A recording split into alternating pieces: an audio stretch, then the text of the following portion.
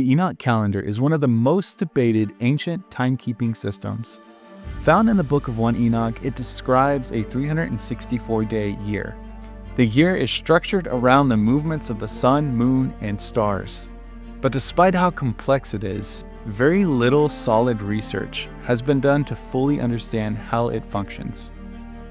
Many today claim to have definitively solved how this calendar works. Some argue that the year must always start on a Wednesday.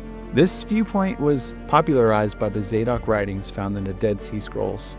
But is this really what Scripture teaches? Or could it be that we're still missing an important piece of the puzzle? Jubilee 6:32 through 35 gives us a pretty serious warning. All the Israelites will forget and will not find the way of the years. They will forget the first of the month, the seasons, and the Sabbaths. They will err with respect to the entire prescribed pattern of years. If this is true, then we must continue to seek and study, and not assume we have all the answers.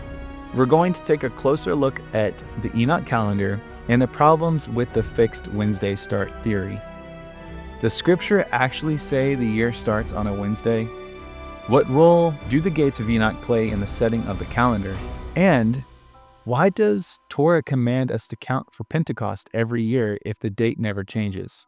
So let's dive in.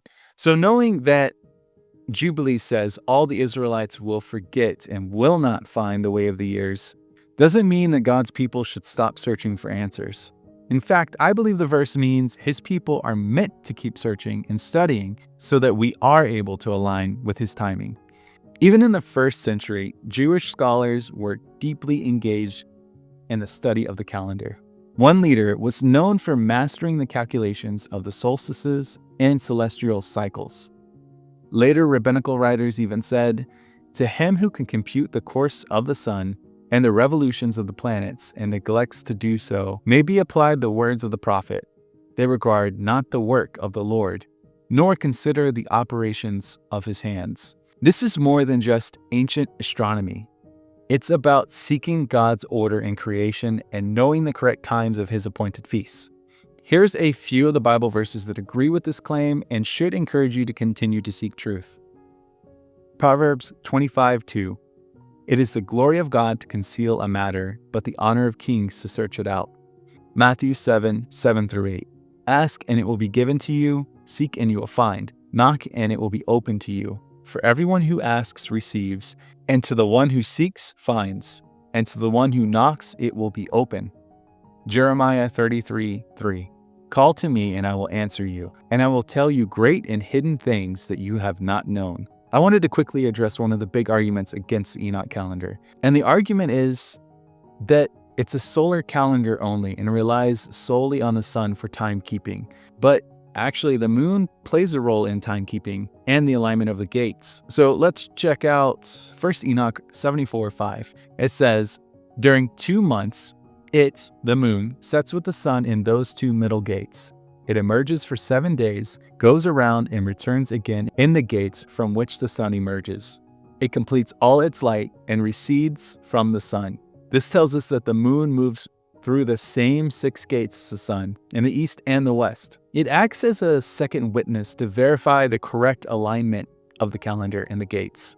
The same can be said for the stars, who are mentioned later on in Enoch, which I'm personally still trying to work out myself. To get a good grasp of what I'm going to go over in the Enoch calendar, we have to review some information about these gates. If you watched my previous video on the gates of Enoch, you might remember that the sun and moon and stars rise through specific gates on the horizon in the east and set through matching gates in the west. These gates aren't random. They follow a specific structured pattern that Enoch describes in the Book of the Luminaries.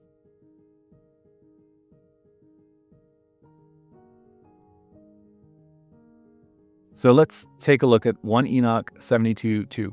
This is the first law of the luminaries.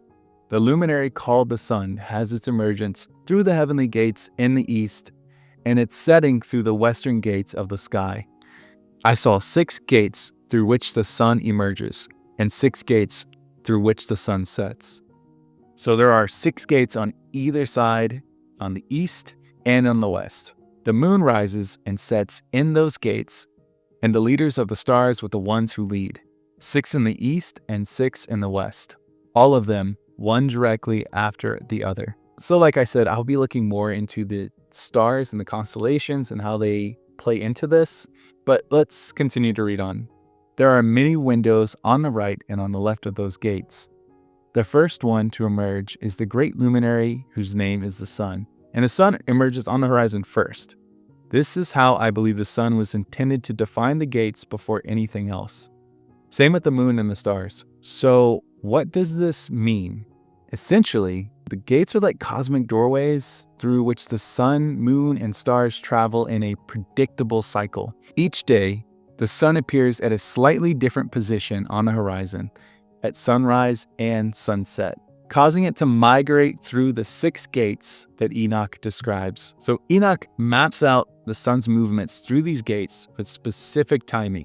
Gate 4, 30 days. Gate 5, 30 days. Gate 6, 31 days. This pattern of 30, 30, 31 days through the gates repeats consistently throughout the year. This aligns perfectly with Enoch's 364-day calendar. Each one of these segments follows a precise structure. So let's take an even closer look at the gates. Enoch 72:6. This is how it emerges in the first month through the large gate. It emerges through that 4th one of the 6 gates on the side where the sun rises. This excerpt implies gate 4 in the first month is larger than other gates, and the gates appear to be slightly different in size. I've noticed that gates 3 and 4 are larger, and I think the reason for this is because between the solstices, the sun is speeding up, and as it gets back to the solstice, or when the sun appears to stand still, it slows down. And I believe that this verse matches up with the idea that it does move faster through these gates. Another key detail is something called an equilux, and appears between gates 3 and 4, which helps to confirm we are correctly placing the gates. The equinox and equilux both relate to the balance of day and night, but they are not the same. Equinox, meaning equal night, is when the sun crosses the celestial equator, making day and night almost equal everywhere on Earth. And this happens twice a year.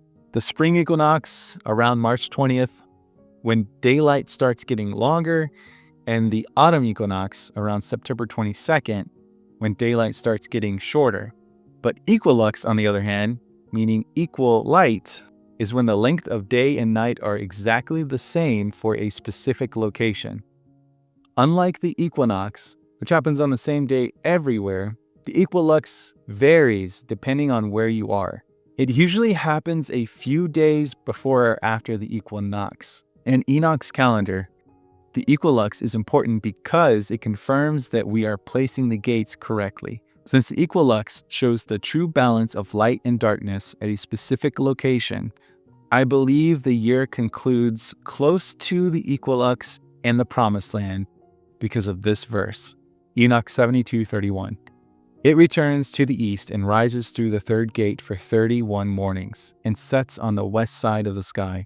On that day, the night decreases and is 9 parts. With a daytime of 9 parts, daytime is equal to night, and the year is exactly 364 days. I've searched through multiple sunrise and sunset calculators, but I haven't been able to find a location or time that matches up exactly. One factor to consider is that the modern sunrise and sunset calculations may not be entirely accurate due to variations in these calculations that take into account what science is calling atmospheric conditions, which is the way sunrise and sunset are officially measured today. I believe that solving this problem will give us another witness to ensure we're calibrating the calendar correctly. So here's where things get a little interesting and controversial. Some people claim that the Enoch calendar must start on a Wednesday every single year. The argument, they and those within the Zadok community say that since God created the sun on the 4th day, the count of days couldn't start until then. But there's a problem with that logic. The creation period lasted 6 days, and then God rested on the 7th. The first 6 days were counted by God, meaning time was already being measured before the sun was even created. And the Enoch calendar runs exactly 364 days every year. But some Zadok calendars skip up to 6 days to force that Wednesday start time. But here's the issue. The method disrupts the precise movement of the sun through the gates. If you skip forward 6 days, you throw off the entire pattern of how the sun moves through the gates. Enoch 72:8 states, "When the sun rises in the sky, it emerges through the fourth gate for 30 mornings and sets through the fourth gate in the west side of the sky." This tells us that the sun remains in gate 4 for exactly 30 days before continuing its cycle. Over the course of 365 days, the sun migrates through all 6 gates in a precise and consistent pattern. Altering the calendar by adding or subtracting a different number of days each year disrupts this fixed cycle, and this interferes with the consistent time the sun spends in each gate. The sun's movement follows a rhythm, and maintaining that accuracy is vital to properly calibrating the calendar.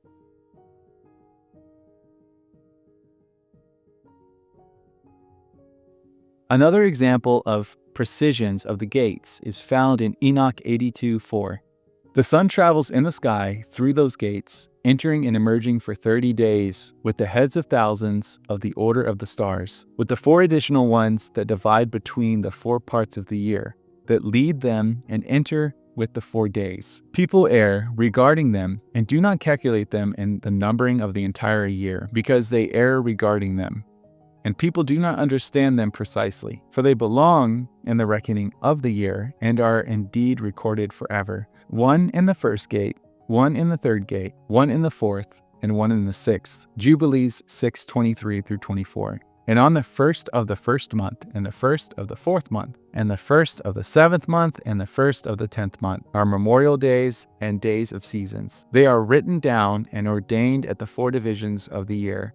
Each of the 4 intercalary days arrives within a specific gate, gate 1, 3, 4, and 6. The 31st day of this count should always arrive within these 4 gates each year. If you start the count too late, the 31st day in gate 4 around September will be pushed into gate 3, and this would be proving Enoch's claim that we will err regarding these intercalations. The Torah gives us clear instructions on how to count to Pentecost or Shavuot. In Leviticus 23:15 it says, "You shall count 7 full weeks from the day after the Sabbath, from the day that you brought the sheaf of the wave offering. You shall count 50 days to the day after the 7th Sabbath. Then you shall present a new grain offering to the Lord." This means the count begins on the day after the Sabbath. 7 full Sabbaths must pass, and the 50th day always after Sabbath is Pentecost. Why count if Pentecost never moves? The Zadok writings on the calendar, as found in the Dead Sea Scrolls, suggest a strict 364-day solar cycle where the year always starts on a Wednesday. This means every feast day, including Pentecost, falls on the same weekday every single year. If that is true, why would we even need to count Pentecost every year? But the command in Leviticus 23 tells us to actively count 50 days each year. That only makes sense if the date of Pentecost changes. Does the Torah support a fixed calendar? Other feast days, like Passover and Tabernacles, are given fixed dates, but Pentecost requires counting. If the calendar never changed, the count would be pointless. God doesn't say calibrate Pentecost on X day of X month. Instead, he says you shall count. Scripture seems to suggest there was a real need to track the proper time for Pentecost. This means one of 2 things. The counting process is just symbolic and unnecessary, or the calendar varied and Pentecost did not fall on the same day every year. If the start of the year was based on the sun entering the 4th gate rather than a fixed weekday, this would explain why Pentecost required a count, why the Torah doesn't just assign it a fixed date, and why early calendars may have allotted for slight variations year to year. Though this directly contradicts the rigid Wednesday start model from the Zadok writings and the Dead Sea Scrolls. So, conclusion, if the Zadok calendar was correct and the year always started on a Wednesday, then Pentecost would be locked into a fixed day of the week every single year. That doesn't match up with Scripture. Because God commands an annual count, which wouldn't be needed if the date never moved. The feast days like Passover are assigned a date, but Pentecost is not. This suggests that the calendar was originally designed to shift slightly each year, rather than being locked into the unmovable weekly structure. So if we're required to count Pentecost every year, that means the calendar wasn't completely fixed, which directly challenges the Zadok calendar's Wednesday start model. I believe that Rachel Elliore's amazing work has popularized the Wednesday start theory, but I've noticed something pretty important. This idea isn't actually in 1st Enoch, Jubilees, or any of the sacred texts. It only appears in the writings of the Zadok priest at Qumran. And while the Qumran texts are valuable, they're a mix of sacred writings, commentaries, and personal opinions. We always have to weigh commentaries and doctrines against Scripture. Just as an example of how doctrines can corrupt the lens we view Scripture through, let's examine the Dead Sea Scroll fragment 4Q186 of the writings that appear to be written by some who claim the title House of Light or Zadok in the Dead Sea Scrolls. These writings use astrology and physical features to try to determine someone's character. Here's a portion of it. And anyone whose eyes are and long, but they are fixed, whose thighs are long and slender. By the way, these were found in fragments, so whose toes are slender and long, and who was born during the second phase of the moon. He possesses a spirit with 6 parts light, but 3 parts of the house of darkness. This is the birth sign under which such a person shall be born. The haunch of Taurus, he will be poor. This is his animal, the bull, whose eyes inspire fear, whose teeth protrude, whose fingers are thick, whose thighs are thick and extremely hairy, and whose toes are thick and short. He possesses a spirit with 8 parts of the house of darkness and 1 part of the house of light. This is a really fascinating example of how even some of the writings from Qumran stray into practices like astrology, which is clearly against Scripture. It just goes to show that while the writings from Qumran are incredibly valuable, we must always view writings outside Scripture in the same manner, and that is against Scripture, to discern what aligns with truth and what might just be human tradition. So what have we uncovered? Pentecost requires an annual count, which would be unnecessary if the calendar was completely fixed. The Zadok writings are a later interpretation, not an absolute authority on how the calendar must function. Skipping days to force a Wednesday start disrupts the entire rhythm of Enoch's gates and intercalary days. And most importantly, Scripture itself never says the calendar is locked into one weekly cycle forever. With so much uncertainty, does it really make sense to dogmatically claim that we fully solved God's calendar? The search continues. If we truly believe that God concealed some of these mysteries, then it's our responsibility to seek them out. What do you think? Should Pentecost fall on the same day every year? Or does the command to count suggest otherwise? And is the Wednesday start model really scriptural, or does it come from a later tradition? Drop your thoughts in the comments and let's keep this discussion going, where I'll be taking an even deeper look into how to begin the year, where that extra day goes, and how to compensate for the leap year.